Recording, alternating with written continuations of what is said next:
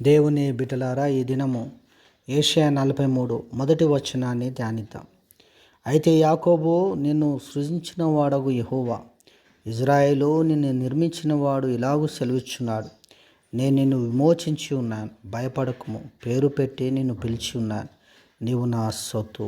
దేవునికి మహిమ కలుగును గాక. దేవుని బిడ్డలారా, దేవుడు సెలవిస్తూ ఉన్నాడు.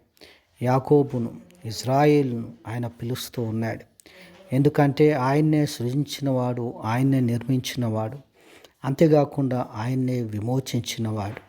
దేవుని బిడ్డలారా, నిర్మించినవాడు, సృజించినవాడు ఏమంటుందంటే భయపడకు అంటూ ఉన్నాడు. ఎందుకంటే ఆయన విమోచించినాడు. ఇజ్రాయెల్ని ఐగుప్తు దేశం నుండి ఆయన విమోచించినాడు. అంతేకాదు, పేరు పెట్టి పిలిచినవాడు, తన సొత్తుగా చేసుకున్నవాడు. దేవునికి మహిమ కలుగును గాక. బైబిల్ సెలవిస్తూ ఉంది. దేవుని బిడ్డలారా, చీకటిలో నుండి వెలుగులోనికి, తన ఆశ్చర్యకరమైన వెలుగులోనికి నడిపించిన వాని గుణాతిశయమును ప్రచురం చేయు నిమిత్తము. దేవుని బిడ్డలారా, బైబిల్ సెలవిస్తూ ఉంది. ఏర్పరచబడిన వంశమును, యాజక సమూహమును, రాజులైన యాజక సమూహమును, దేవుని సొత్తైన ప్రజలై ఉన్నారని వాక్యము సెలవిస్తూ ఉంది. కాబట్టి దేవుని వాక్యంలో మనం చూస్తూ ఉన్నాం.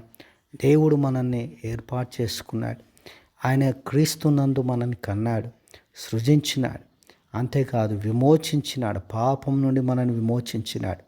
అంతేకాదు, తన సొత్తుగా ఆయన చేసుకున్నాడు. నీవు దేవుని సొత్తు అని మర్చిపోకు. నీవు నీ సొత్తు కాదు, నీవు దేవుని సొత్తు. దేవునికి నీ మీద అధికారం ఉంది. దేవుడు నీ సొంతమై ఉన్నాడు. ఆయనకు నువ్వు సొత్తై ఉన్నావు.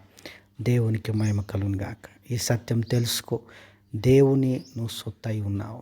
దేవుడు దీవించు.